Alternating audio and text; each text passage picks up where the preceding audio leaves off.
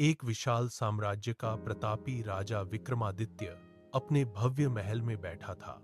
उसके सामने सोने के अनगिनत सिक्कों के ढेर लगे थे, जिनकी चमक पूरे कक्ष में फैली थी।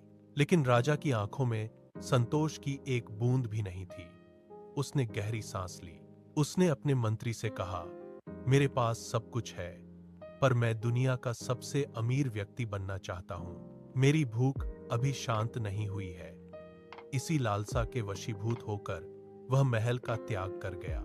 वह घने वन में कठोर तपस्या करने चला गया। कई दिनों की भूख और प्यास सहने के बाद अंततः भगवान कृष्ण प्रकट हुए। राजा ने बिना क्षण गंवाए अपना वरदान मांगा, प्रभु, मैं जिस भी वस्तु को स्पर्श करूं वह शुद्ध स्वर्ण बन जाए। भगवान कृष्ण ने गंभीर स्वर में चेतावनी दी, राजा, यह वरदान तुम्हारे लिए अभिशाप बन सकता है। एक बार फिर सोच लो।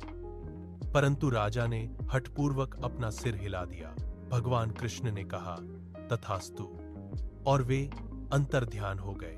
राजा विक्रमादित्य अब अपने वरदान की परीक्षा लेने के लिए तैयार था।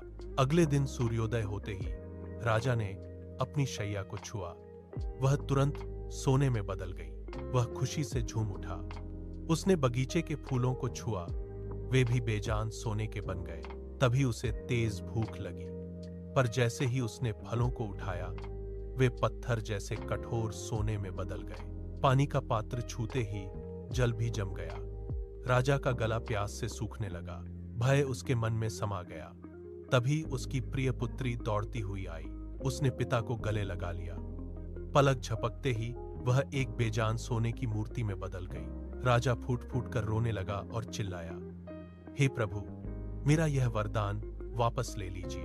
मुझे मेरी बेटी चाहिए, यह सोना नहीं।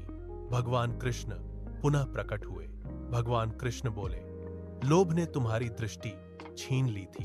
राजा ने अपनी बेटी को सीने से लगाया और प्रतिज्ञा की, वह अब केवल संतोष के मार्ग पर चलेगा।